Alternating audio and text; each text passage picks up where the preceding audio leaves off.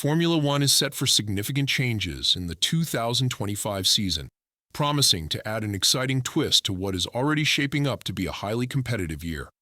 Among the most notable adjustments are modifications to the DRS system and improvements to driver cooling. These updates are expected to shake up the title battle in 2025, but the big question remains: which team will benefit the most from these changes? With the season fast approaching, the FIA has introduced new rules to make things even more thrilling. If you're interested, don't forget to subscribe so you don't miss new videos. Let's get on with it. In the wake of recent criticism, the governing body has implemented several changes, with the most significant involving driver cooling and DRS regulations. While there are also changes planned for 2026, these will be covered later. The decision to introduce these updates was made during a meeting in Rwanda at the FIA's World Motorsport Council. The new driver cooling systems will be activated during races when temperatures reach a certain threshold, and stricter DRS regulations will take effect starting in 2025. Under the new rules, a heat hazard will be declared if temperatures are forecast to exceed 30.5 degrees Celsius, or if the race director calls for it before the race begins. When this happens, teams will be required to equip their drivers with cooling systems to ensure their comfort and safety. However, this comes with a trade-off. To accommodate the cooling systems, the FIA has raised the minimum car weight by 5 kilograms for the entire weekend to offset the added equipment and maintain fairness in the competition. The FIA is always looking for ways to improve racing, and for the 2025 season, changes to the rear wing slot gaps in the DRS system are set to have a significant impact. The minimum gap between the two DRS modes has been reduced, likely as a direct response to McLaren's controversial rear wing innovation in 2024. After a thorough review, the FIA chose not to declare McLaren's innovation illegal, but they did require the team to adjust their rear wing pending further investigation. Following the investigation, the FIA decided to make a key change. The minimum gap between the DRS slots will now range from 9.4 millimeters to 13 millimeters, down from the previous range of 10 millimeters to 15 millimeters. The upper boundary of 85 millimeters when the DRS is open will remain unchanged. This adjustment aims to prevent teams from replicating McLaren's design, which used a slight opening on the straights to reduce drag and gain a competitive advantage at high speeds. The DRS system itself is also undergoing further revisions. Starting in 2025, there will only be 2 positions for the DRS, and its operation will be stricter. The DRS must return to its original configuration once deactivated, which is expected to make overtaking more challenging.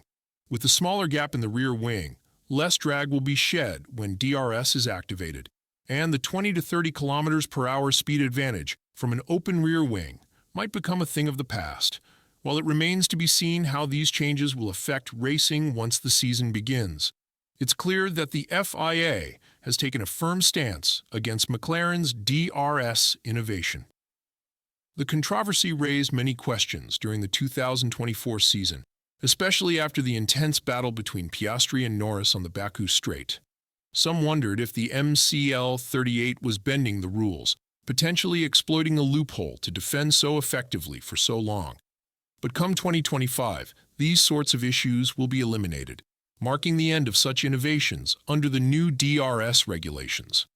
The FIA's push for closer racing extends into the 2026 season, with significant changes to the regulations surrounding active aerodynamics and floor dimensions. Active aero remains a controversial subject, raising concerns among drivers and team bosses about its potential impact on racing. However, the FIA seems to have found a way to address some of these worries with new rules, aimed at balancing performance and control. The most notable update involves the active aerodynamics of the front wing. The rules now clearly state that the front wing can feature 2 adjustable flaps, which must operate in 2 distinct modes, one for cornering and another for high-speed straights. This distinction is important, as teams need different aerodynamic setups for different sections of the track.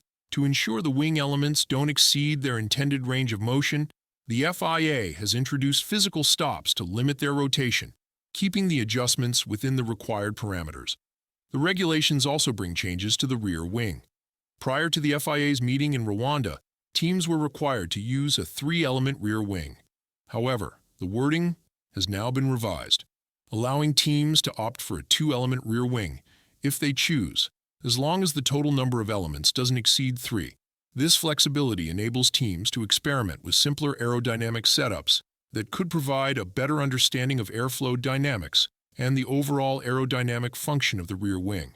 In addition, the active aero regulations now permit all elements, except the bottom main plane, to be rotated, which applies to both 2- and 3-element rear wings.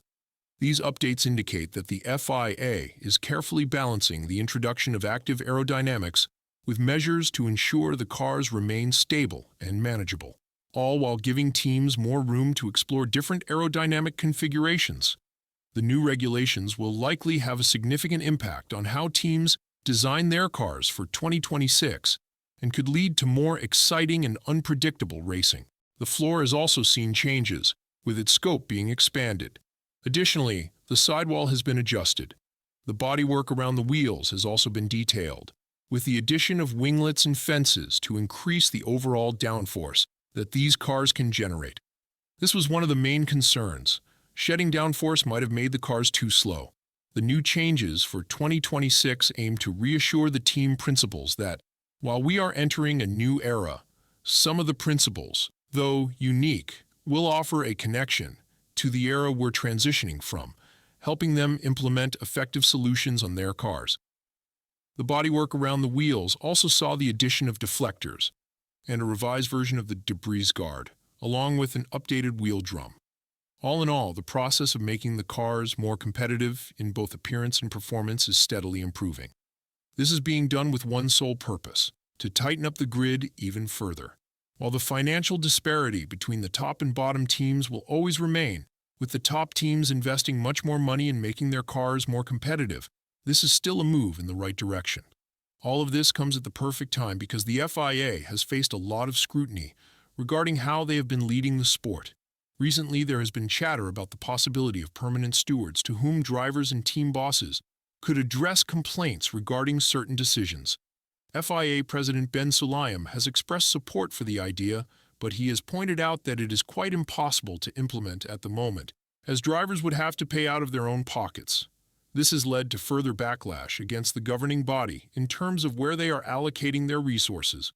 In perspective, what Ben Sulayem is proposing is akin to being on the verge of a lawsuit and then being asked to pay the judge to render a verdict. A paradoxical situation when you think about it. With all this in mind, do you think the latest changes for the 2025 and 2026 seasons will make racing even more exciting? More importantly, do you think these changes will help avoid a repeat of the 2022 scenario, where one team dominated the rest of the field, and it took the rest of the field several years to catch up? Let us know your thoughts in the comments below. Thanks for watching this video to the end. See you soon.